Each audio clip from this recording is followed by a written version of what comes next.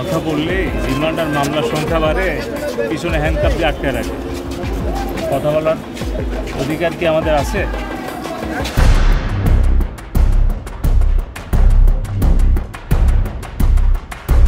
আকাশি রঙের একটি প্রিজন ভ্যান দুপুর 1:30টার দিকে ঢাকা চিফ মেট্রোপলিটন ম্যাজিস্ট্রেট আদালতের সামনে এসে থামে।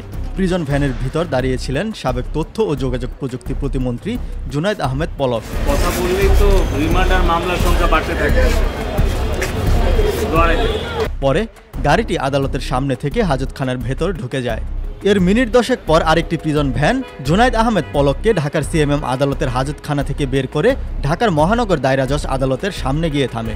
পরে তাকে প্রিজন ভ্যানের ভিতরে 2 হাত পেছনে রেখে হাতকড়া পরায় পুলিশ। এরপর পলককে প্রিজন ভ্যান থেকে ঢাকা মহানগর দায়রা জজ আদালতের হাজতখানায় ঢোকানো হয়। জুনায়েদ আহমেদ পলক এ সময় সাংবাদিকদের সাথে কথা বলেন। কথা বললে রিমান্ড আর মামলার সংখ্যা বাড়ে, পিছনে হ্যান্ডকাপ দিয়ে আটকে রাখে। কথা বলার অধিকার কি আমাদের আছে? তদন্তের মামলায় আজকে জুনায়েদ আহমেদ পলক 5 তারিখ সমূহ ছিল, এই কারণে আজকে কোর্টে আনা হয়েছে এবং আজকে তার হাজিরার জন্য একটা আনা হয়েছে। এছাড়া আর কোনো স্টেটমেন্ট নেওয়া হয়নি। ওখানে কোনো চিকিৎসকের সুবিধা অ্যাভেলেবেল নেই, রাখতে হয়, বিশেষ কোনো সুযোগ সুবিধা দেওয়া হয় না এবং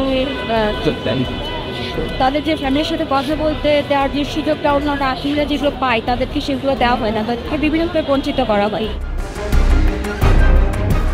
অন্যদিকে রমনা থানায় দায়ের করা একটি মামলায় সাবেক মন্ত্রী রাশেদ খান মেননকে গ্রেপ্তার দেখিয়ে কারাগারে পাঠানোর আদেশ দিয়েছে আদালত। দুপুর 1:30টার পর রাশেদ খান মেননকেও পেছনে 2 হাত নিয়ে হাতকড়া পরিয়ে তাকে আদালতে তোলে পুলিশ।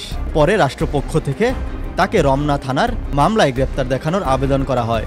আদালত তাকে গ্রেপ্তার দেখানোর আবেদন মঞ্জুর করেন। এরপর কাঠগড়ায় আবারও রাশেদ খান মেননের পেছনে 2 হাত নিয়ে হাতকড়া পরিয়ে দেয় পুলিশ। পরে তাকে আদালত থেকে হাজতখানায় নিয়ে যাওয়া হয়। এ সময় রাশেদ খান মেনন মাথা নিচু করে হাঁটছিলেন।